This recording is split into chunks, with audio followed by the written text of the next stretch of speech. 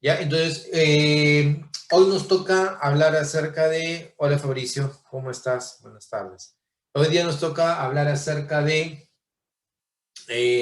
química, la última parte. La semana pasada vimos que teníamos que trabajar en la parte de electroquímica, un poquito de química orgánica, ojalá que nos dé el tiempo para poder hacerlo, ¿ya? Y si no, que les sirva para que ustedes puedan repasar. Lo importante es que repasen los conceptos que vamos viendo, ya al inicio no es tan sencillo porque obviamente estamos en un proceso de preparación, pero conforme vamos recibiendo la teoría y conforme vamos practicando, se va haciendo cada vez más sencillo, ¿ya?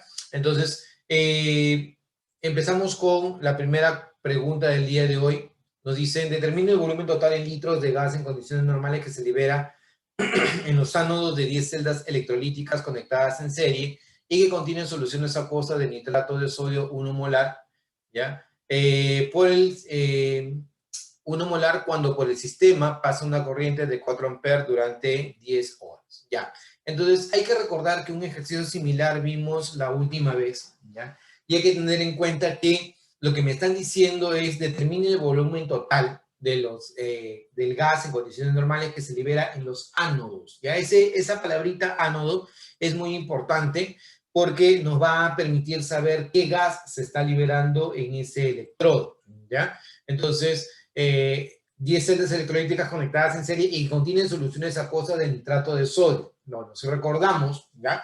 El nitrato de sodio es un electrolito fuerte, ¿no? Y como electrolito fuerte, lo que va a hacer es separarse dentro de la solución y al separarse va a ayudar a que la electricidad pueda desplazarse. Entonces, un punto importante a tener en cuenta, ¿ya? Es que estas sustancias como el nitrato de sodio, el sulfato de sodio, son sustancias que ayudan a que la corriente se mueva, pero no son sustancias que participan directamente en el proceso, salvo, como veremos más adelante, que sean casos muy particulares como el cloruro de sodio o de repente el cloruro de cobre. Si tú tienes una solución de cloruro de sodio, es muy probable que el cloro participe en el proceso y sea uno de los productos. Si tienes cloruro de cobre, también el cobre y el cloro pueden participar y ser parte de los productos del proceso.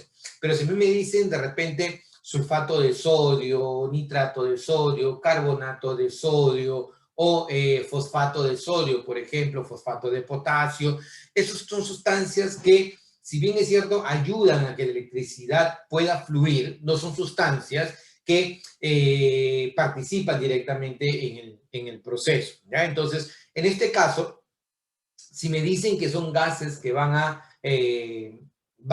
liberarse en el ánodo, hay que tener en cuenta, si es una solución acuosa y yo tengo nitrato de sodio, ¿ya? Entonces lo que va a ocurrir va a ser la electrólisis del agua. Eso quiere decir que el nitrato de sodio vuelve conductora al agua y al volver conductora al agua hace posible que haya una reacción de electrólisis del agua para formar hidrógeno y oxígeno. Ahora la pregunta es, ¿qué gas es el que se está liberando? ¿Se está liberando el hidrógeno o se está liberando el oxígeno en el electrodo que me piden? Bueno, en este caso me dicen que yo lo que quiero saber es el gas liberado en el ánodo, ¿ya?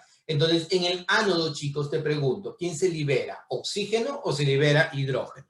¿Quién se libera en el ánodo? ¿Oxígeno o hidrógeno? Te creo.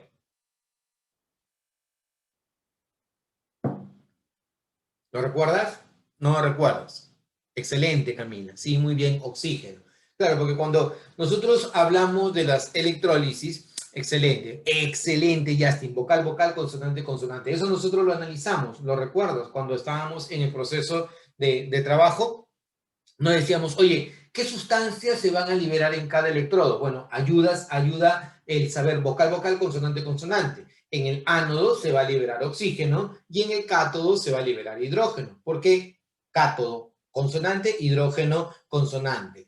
Ánodo vocal, oxígeno vocal. Esa no es la justificación científica, ¿no? Sino que es una manera práctica de cómo recordar qué sustancias se va a liberar en cada electrodo. Entonces, desde ya, si me están diciendo que se va a liberar en el ánodo, esta sustancia va a ser el oxígeno. Profe, ¿y es importante? ¿Y si hubiera considerado yo el hidrógeno, no hubiera sido lo mismo? No, ten cuidado, porque si bien es cierto, se puede liberar hidrógeno, la cantidad de electrones transferidos por unidad de hidrógeno no es la misma que la de oxígeno. Entonces hay que tener cuidado con la proporción que vas a tener. Entonces, en este caso, por ejemplo, la reacción, ¿cuál será? Que el agua se convierte en oxígeno. Profe, si no me sé esta reacción, mira, lo que vas a hacer, si tú no sabes esta reacción, es lo siguiente. Tú lo que vas a decir, mira, vas a partir de lo siguiente, vas a decir, a partir del agua se forma oxígeno. Aparte de esto, olvídate de lo demás. A partir del agua se forma oxígeno. De hecho, profe, el oxígeno solito no seas payaso, es oxígeno O2, ¿ya? Entonces, a partir del agua formas el oxígeno, ¿ya? El oxígeno gaseoso. Entonces, como acá hay dos oxígenos, lo que vas a hacer aquí adelante es colocar un 2 para que tenga dos oxígenos en ambos lados. Y si te das cuenta, aquí aparecen 4 hidrógenos, ¿verdad? Entonces, estos 4 hidrógenos de acá, tú los vas a colocar del otro lado como si fueran 4H positivos, ¿ya? Y esos 4H positivos vienen a ser el carácter ácido que va a tener el sistema. Ahora, como aparecen 4 cargas positivas, la anulas con 4 cargas negativas, que son 4 electrones. Profe, ¿tanto rollo? Sí, porque esto te ayuda, ¿por qué? Porque así vas a poder correlacionar el oxígeno liberado con la cantidad de electrones que se necesitan. Tú acuérdate que si tienes 10 celdas conectadas en serie, estamos hablando de que se entiende que la intensidad de corriente es la misma en la misma unidad de tiempo que pasa por cada electrodo. Por lo tanto, si hay la misma carga, va a haber la misma cantidad de sustancia que se libera en cada electrodo. Entonces, ¿esto para qué nos sirve? Bueno, decimos lo siguiente. Si yo tengo, uy, salió mal acá. Acá debe ser, vamos a arreglarlo, ¿ya? Para que salga bonito.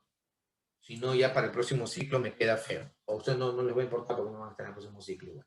Ya, entonces, acá, vamos a lo siguiente. Volvemos. ¿No? ¿Qué vamos a decir? Si yo tengo una mol de oxígeno, ¿ya?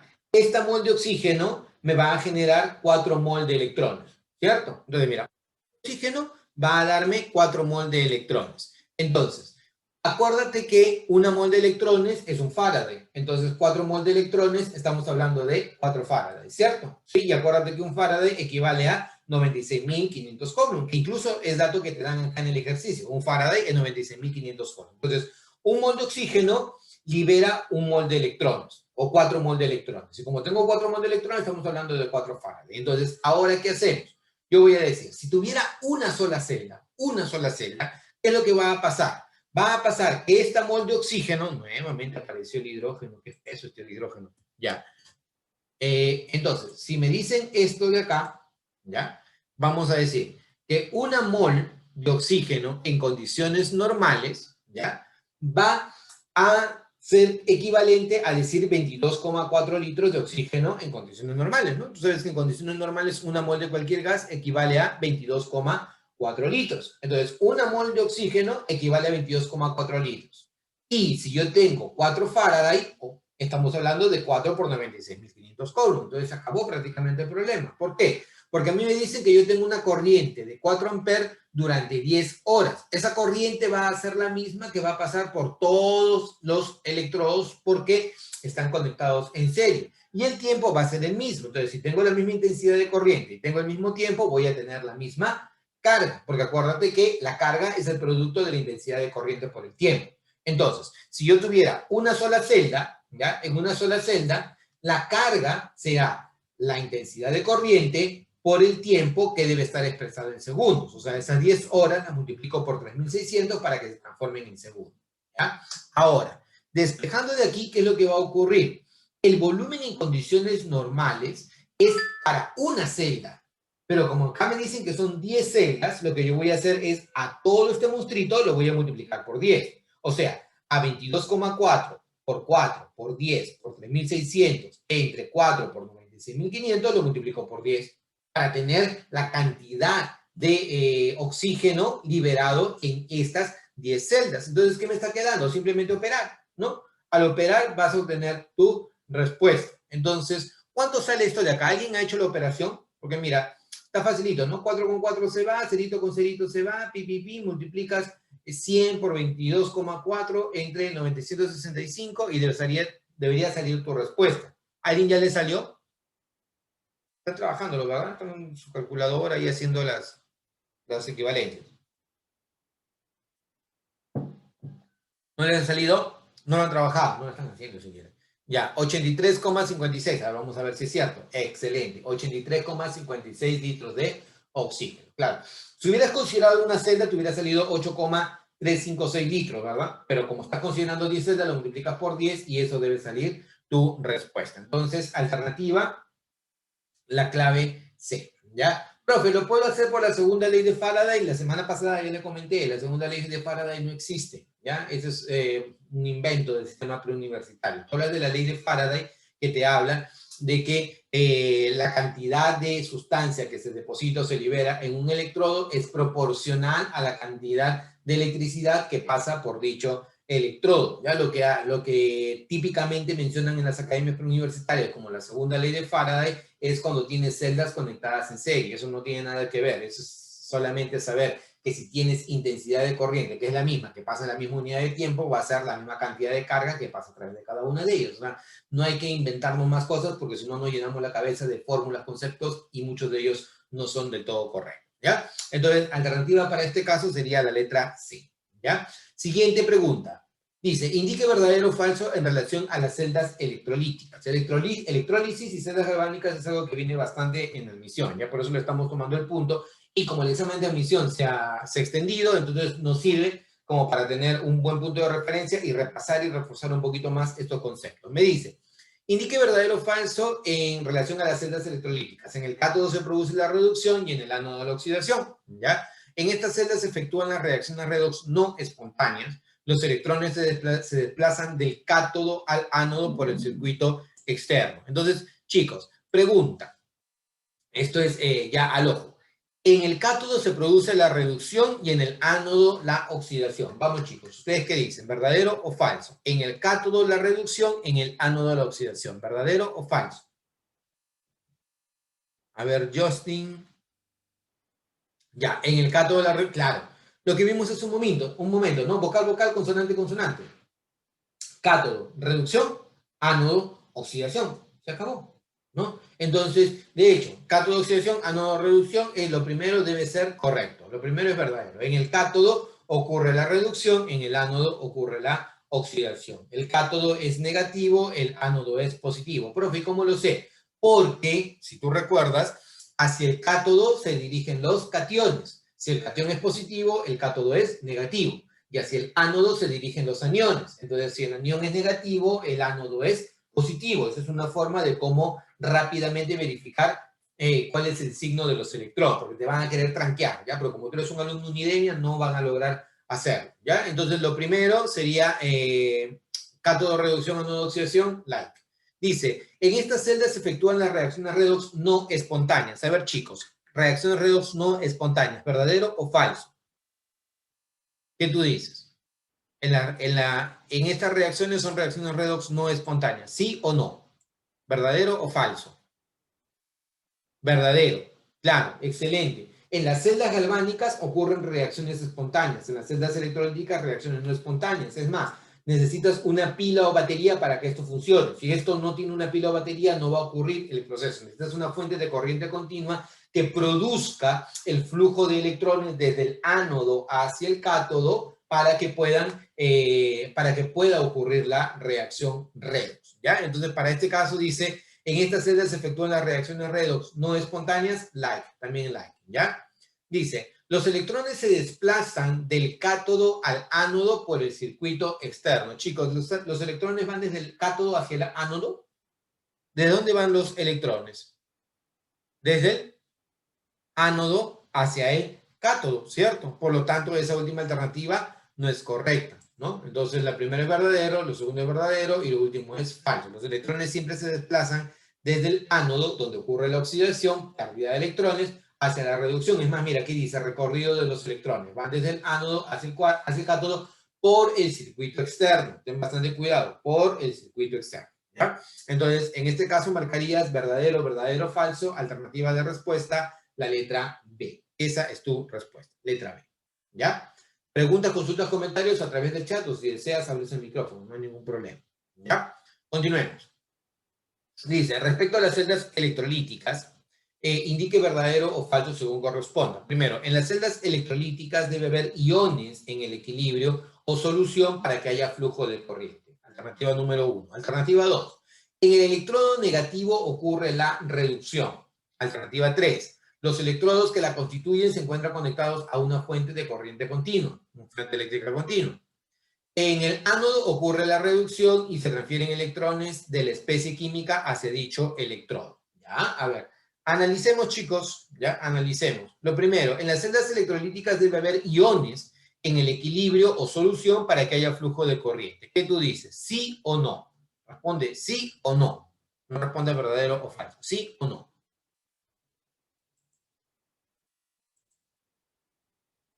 En las celdas debe haber iones en equilibrio o solución para que haya flujo de corriente. ¿Sí o no? Justin nos dice no. ¿Quién da más? Justin es dislike.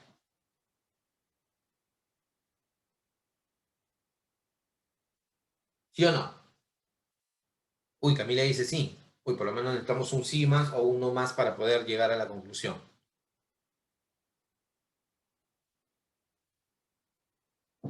No se atreven, ya. Listo, chicos.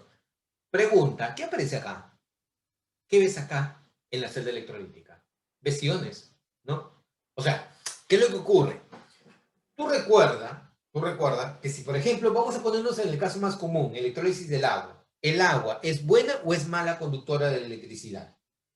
¿Cómo es el agua? ¿Buena o mala conductora de la electricidad? Mala. El agua es pésima conductora de la electricidad. Aún así tú digas, profe, estoy con la mano mojada, me voy a electrocutar. Sí, te vas a electrocutar, pero no por el agua pura. Lo que aparece en nuestro caño no es el agua pura. Lo que aparece en nuestro caño es agua con sales. Y las sales que están disueltas son las que permiten el flujo de carga y la vuelven electrolítica. Y al volverla electrolítica, esto permite de que haya un flujo de electricidad. Lo mismo ocurre acá, suponiendo de que estamos frente a una electrólisis, teniendo al agua como un sistema, ¿ya? Entonces el agua no va a conducir la corriente eléctrica. Tú necesitas tener iones disueltos para que pueda haber el flujo de carga. Profe, pero acá dice iones en equilibrio. Claro, tienes que estar en equilibrio, porque no puedes decir que haya exceso de carga positiva o exceso de carga negativa. Desde el punto de vista eléctrico, la materia es neutra. Entonces, si hay N iones positivos, debe haber N iones negativos que estén en equilibrio, pero que permitan estar libres para que pueda haber flujo de electricidad. Entonces, la primera alternativa, en las celdas electrolíticas debe haber iones en equilibrio o solución para que haya flujo de corriente. ¿Tú qué dices? ¿Sí o no? ¿Verdadero o falso? Lo primero es verdadero, true, like, ¿no? Like. Dice, en el electrodo negativo ocurre la reducción. A ver, veamos, ¿quién es el electrodo negativo?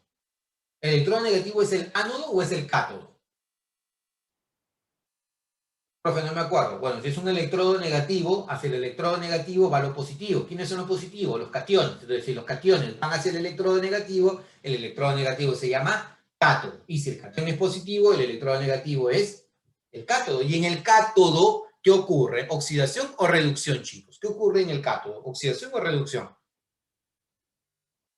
Reducción, claro, vocal, vocal, consonante, consonante. Entonces, en el electrodo negativo ocurre una reducción. Yes, eso es correcto. ¿Ya? Dice, los electrodos que la constituyen se encuentran conectados a una fuente de corriente eléctrica continua. Los electrodos, ¿ya? Los electrodos que están conectados, ¿ya? Por un cable externo, deben estar conectados a una fuente de corriente continua. ¿Sí o no? ¿Verdadero o falso? ¿Qué tú dices? Claro, deberían estar conectados a una fuente de corriente continua, ¿no? Y esta fuente de corriente continua es la que permite el flujo de electrones desde el ánodo hacia el cátodo. Y acuérdate que tenemos dos tipos de electrodos, ¿no? El electrodo activo y el electrodo inerte. El electrodo activo participa en el proceso, mientras que el electrodo inerte no participa en el proceso. El electrodo inerte podría ser el electrodo de platino, el electrodo de carbono, ¿no? A veces, por ejemplo, en el examen de admisión te podrían poner un esquema, ¿ya? Y al ponerte el esquema, te ponen una barrita de platino o una barrita de carbón, no tienes por qué preocuparse. Póngate lo que te pongan, el carbón o el platino son electrodos inertes, no participan en el proceso. En cambio, si a mí me dicen electrodos activos, podría ser un electrodo de cobre o de repente un electrodo de plata que participa en el proceso. ¿Ya? Entonces, para este caso, los electrodos que la constituyen se encuentran conectados a una fuente de corriente continua, yes, eso es correcto. ¿Ya? En el ánodo ocurre la reducción y se transfieren electrones de la especie química hacia el otro electrodo. Esto está botado, chicos. Eso está botado. ¿Ah? ¿Qué vas a marcar ahí? Falso. Cierto. Muy bien, Fabiola. Perfecto. Estrellita para ti. Claro, porque nuevamente, vocal, vocal, consonante, consonante. En el ánodo no ocurre la reducción. En el ánodo ocurre la oxidación. Vocal, vocal, consonante, consonante. Entonces se acabó. ¿Ya? Entonces, verdadero, verdadero, verdadero, verdadero, falso, marcarías como alternativa de respuesta la letra C. Esa es tu respuesta, ¿ya? Muy bien, continuemos. Indique con verdadero o falso a las siguientes proposiciones. Primero, la electrólisis es el fenómeno en el que se produce una reacción química espontánea. Un componente para llevar a cabo la electrólisis es el puente salino. En la electrólisis, el cátodo es positivo. Ahora, esto está botado. Ya hemos repasado lo suficiente. La electrólisis es el fenómeno en el que se produce una reacción química espontánea. Pregunta, ¿la electrólisis es un proceso espontáneo? ¿Sí o no? ¿La electrólisis es un proceso espontáneo? ¿Sí o no? ¿Sí o no? ¿La electrólisis es un proceso espontáneo? No. ¿Qué te pasa? Electrolisis. ¿Qué significa la palabra lisis? Descomposición. Hidrólisis, descomposición por el agua, ¿no? Pirólisis, descomposición por el calor. Electrólisis, descomposición por la electricidad. No es espontáneo. Aquello que necesita algo para que se descomponga no es espontáneo. Entonces me dicen, ¿la electrólisis es el fenómeno en que se produce una reacción química espontánea? No. Las reacciones químicas espontáneas, redox, ocurren en las celdas galvánicas. En las celdas electrolíticas, no. ¿Ya? Ya. Entonces, para ese caso, no. Falsa. Ya la primera es falsísima. La siguiente. Un componente para llevar a cabo la electrólisis es el puente salino. A ver, te recontracreo. La electrólisis, ¿puente salino, sí o no? ¿Qué tú dices?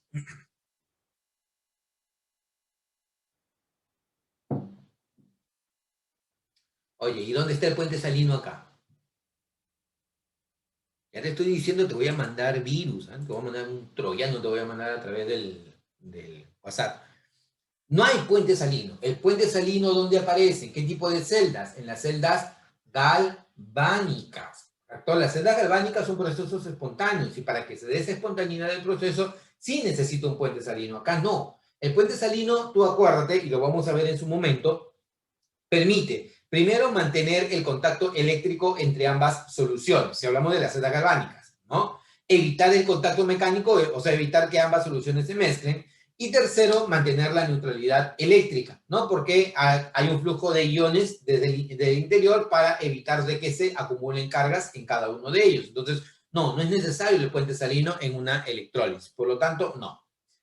En la electrólisis, el cátodo es positivo. Ya, a ver, reivindícate. En la electrólisis, el cátodo es positivo.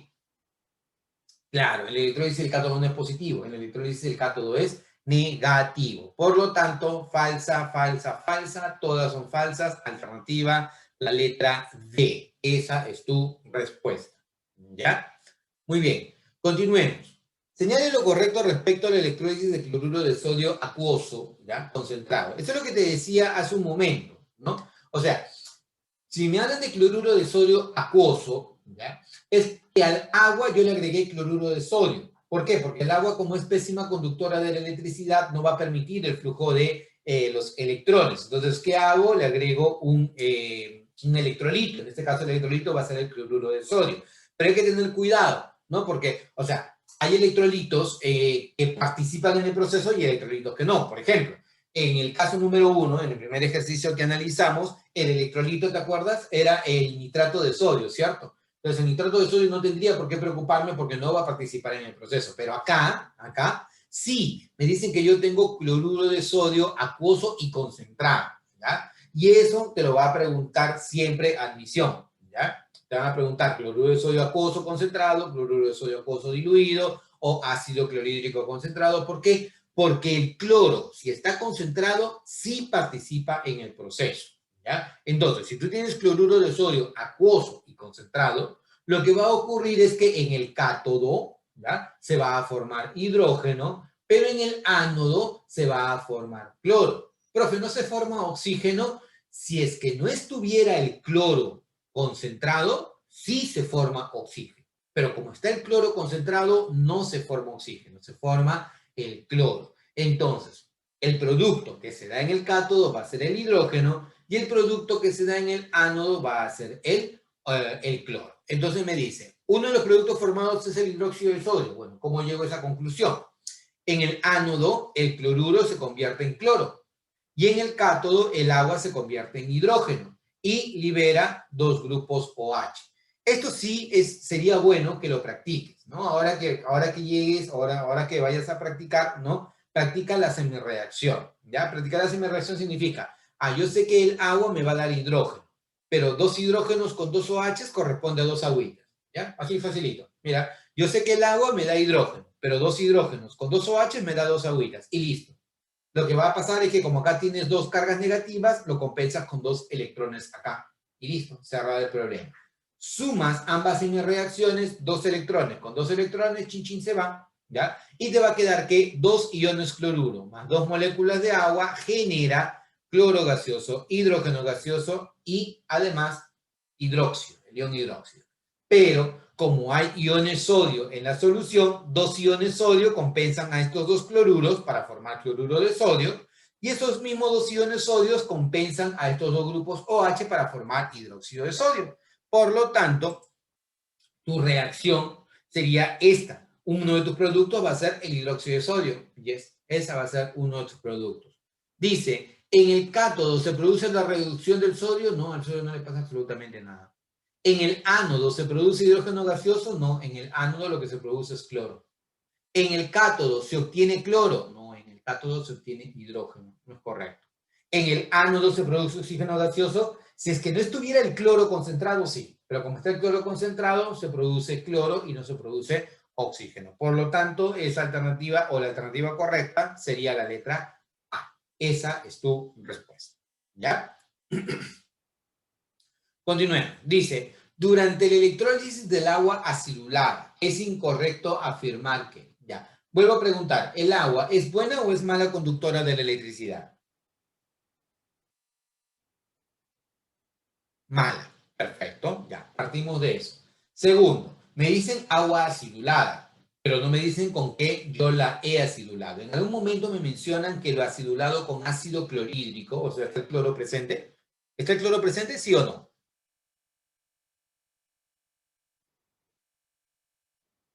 ¿Está el cloro presente? No, no te dicen que haya cloro presente. Simplemente me dicen agua acidulada. Entonces, como el cloro no está presente, yo debo considerar que el agua acidulada simplemente me sirve o es agua a la que se le ha agregado ácido para que el agua se vuelva conductora, ¿no? Entonces, ¿qué va a ocurrir? Yo voy a decir, si tengo agua acidulada, ¿ya? En el agua acidulada se va a formar oxígeno en el ánodo e hidrógeno en el cátodo. Vocal, vocal, consonante, consonante. Y típicamente el agua acidulada significa al agua agregarle ácido sulfúrico, para que el agua con ácido sulfúrico me produzca el efecto de que el agua se vuelva conductora y me genere hidrógeno y oxígeno. Entonces, para este caso, tu alternativa de respuesta sería la letra E, ¿ya? Y este cuadrito es importante, ya que lo repasen. ¿Por qué? Porque se dan cuenta que, por ejemplo, si tú tienes cloruro de sodio fundido, significa que no hay agua, en el ánodo vas a obtener cloro y en el cátodo sodio, ¿ya? Si es cloruro de sodio acuoso concentrado, concentrado el cloro, entonces en el ánodo, en vez del oxígeno, vas a obtener cloro. Pero como acá es cloruro de sodio diluido, sulfato de sodio diluido, agua acidulada y no está el cloro concentrado, entonces hidrógeno en el cátodo y oxígeno en el ánodo. Se acabó. ¿Ya? Y por último, si me dicen sulfato de cobre, ya hay que tener cuidado que el cobre sí participa en el proceso. Entonces, si me dicen sulfato de cobre, el cobre se forma en el cátodo y el oxígeno en el ánodo. Y si fuera cloruro de cobre, como está el cloro concentrado, entonces es cloro en el ánodo y cobre en el cátodo. Entonces, así de fácil. Es simplemente que este cuadrito tú trates de verificarlo, trates de analizarlo, trates de terminar de comprenderlo para que puedas deducir qué productos se van a formar en electrólisis. Y casi siempre el examen de admisión da vuelta en este cuadrito. Así que la recomendación, tratar de manejarlo lo mejor posible. ¿Ya? Continuemos. Me dice, para la siguiente celda electrolítica, indique cuál de las siguientes proposiciones es incorrecta. A ver, mira, tienes una celda electrolítica y a estas alturas ya la has terminado de entender. Tienes una solución concentrada de cloruro de sodio. O sea, al agua tú le has agregado cloruro de sodio concentrado. ¿Ya? A ver, te recontracreo. Si al agua tú le has agregado cloruro de sodio en gran cantidad, ¿ya? En el cátodo, ¿qué se va a producir? Te creo. En el cátodo, ¿qué se produce?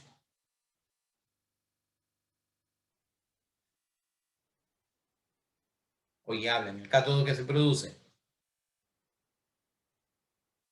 En el cátodo se produce hidrógeno, consonante, consonante, ¿ya? Y en el ánodo, ¿qué se va a producir? Debería producirse oxígeno, debería. Pero como tienes el cloro concentrado, en vez de oxígeno se va a producir, ¿qué cosa? Cloro, ¿no? Entonces, no, no la chuntaste, ni una la ha chuntado. ¿Eh? Mira, lo que se va a producir en el cátodo es hidrógeno y en el ánodo se va a producir oxígeno.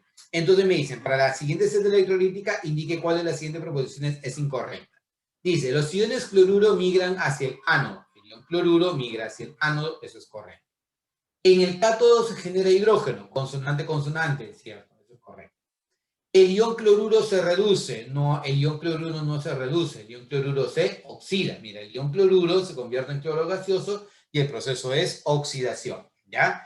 En el cátodo se reduce el agua, en el cátodo, o sea, él se va a reducir el agua. No, en el cátodo en el cátodo se reduce el agua, sí es correcto. ¿Y la reacción neta es esta que tienes acá? Sí, la analizamos hace un par de ejercicios. Entonces, eso es correcto. Me dicen, lo incorrecto, el ion cloruro se reduce. No, el ion cloruro no se reduce. El ion cloruro se oxida. ¿Ya? Y esta es la reducción del agua. Es el proceso que vimos hace unos minutos. ¿Ya? Entonces, alternativa, la letra C. Tu respuesta. Ajá, te dicen, ¿cuántos gramos de níquel ya, se depositarán de una solución de cloruro de níquel al pasar por ella una corriente de 4 amperes con una intensidad de corriente o de intensidad durante 24 horas? Si el rendimiento de eficaz del proceso es del 96%. Entonces, recomendación, chicos, ¿ya? Olvídate de utilizar fórmulas. Yo te recomiendo siempre utilizar estequiometría, te ayuda más, ¿ya? Lo que tienes que saber, te hago la pregunta, ya rapidito. El níquel, ¿aquí con qué carga está trabajando el níquel? Es directo, ¿ah? ¿Eh? ¿Con qué carga trabaja el níquel? Ayúdame.